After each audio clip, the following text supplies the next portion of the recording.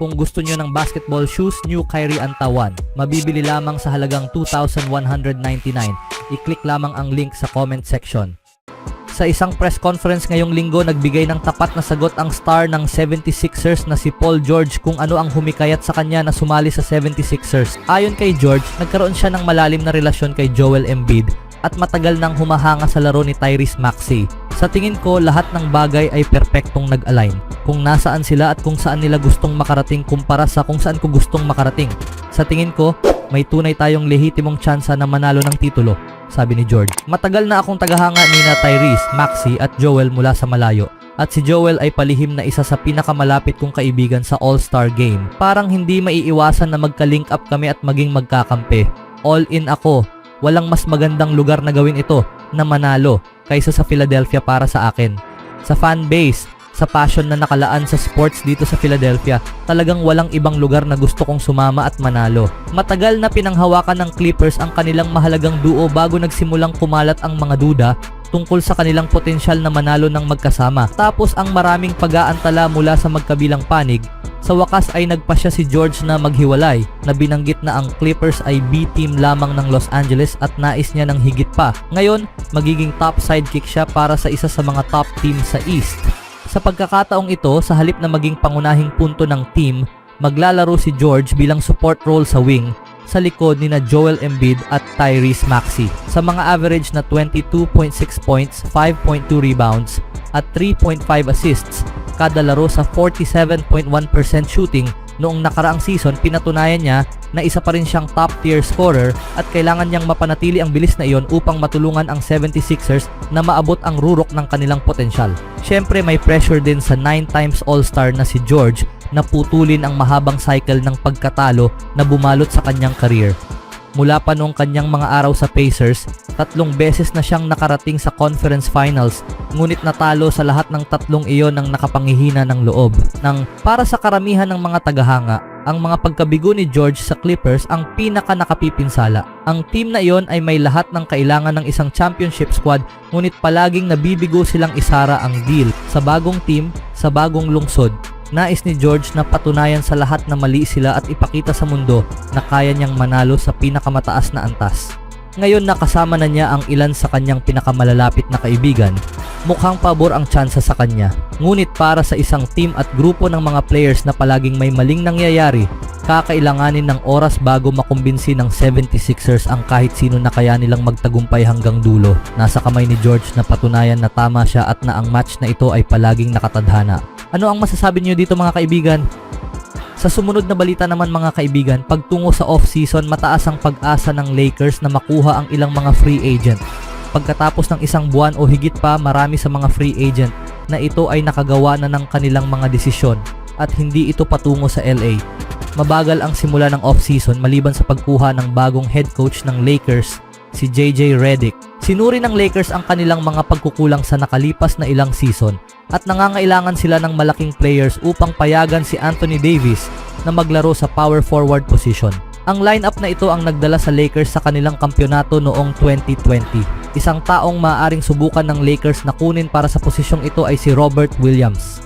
JJ Redick sa pagnais na magdagdag ng sentro. Ang head coach ng Lakers na si JJ Redick ay nasa radar at nagtatrabaho kasama ang organisasyon upang sa huli ay makagawa ng isang bagay. Ang kanyang layunin ay maibalik ang team ng Lakers sa pagiging contender sa kampyonato. Ang kanyang at ang kagustuhan ng prangkisa na sinusuportahan ng maraming mga tagahanga ay magdagdag ng isang malaking sentro. Nang tanungin tungkol sa kasalukuyang roster, naniniwala si Redick na ito ay isang napakagandang at balanseng roster. Iminungkahi niya ang ideya ng isang upgraded na sentro upang mailagay si Anthony Davis sa power forward spot na makakatulong. Gusto namin, sinubukan namin, pero gusto namin sa isang punto makakuha ng isa pang malaking player, isang malaking sentro. Tingnan mo ang Western Conference ngayon, maging sa Denver, Minnesota, OKC, sa kanilang idinagdag. Tiyak na Memphis, babalik sila sa laban, idinagdag nila si Zach Edey, ilang matchup sa playoffs, kakailanganin mo ng maraming laki.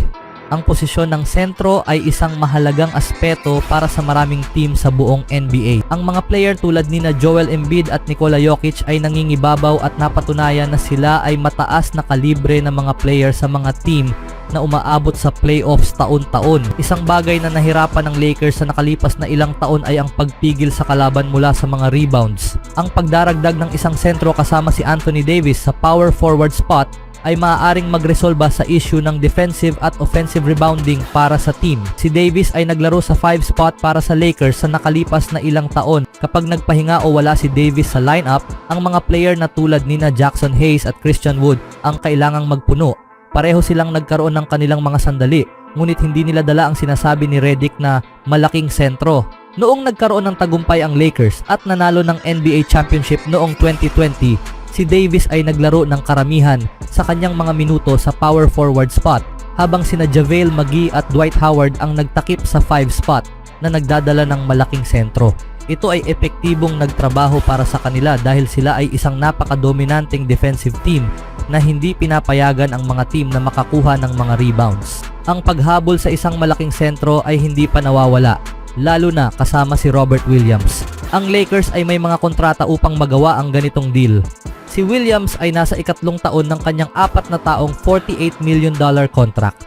Kasama sina Gabe Vincent at Jalen Hood-Schifino, maaari nilang idikit ang isang draft pick para magawa ito. Si Williams kapag malusog ay napatunayan na isang napaka-epektibong, malaking manlalaro at mahusay na rebounder. Isang dominanteng defensive player na magpapagaan ng ilang defensive load para kay Davis. Isang bagay na talagang kailangan ng Lakers. Ano ang masasabi niyo mga kaibigan? Sa ibang balita naman mga kaibigan, ang Golden State Warriors ay pinili si James Wiseman bilang pangalawang overall pick sa 2020 NBA Draft. Isang pick bago ito, pinili ng Minnesota Timberwolves si Anthony Edwards.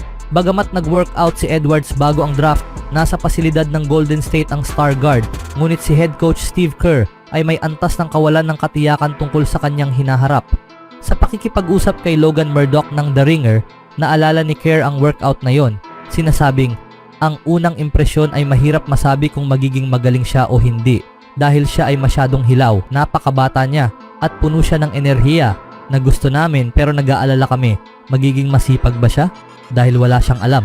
Hindi nagkaroon ng pagkakataon ang Golden State na piliin si Edwards dahil siya ay napili na bilang unang overall pick. Ngunit ang kwentong ito ay tiyak na interesante. Iba't ibang bersyon ng kwentong ito ang naibahagi na noon pa, dahil iniulat na sinermunan ni Kerr si Edwards tungkol sa kahalagahan ng work ethic at diskarte sa laro.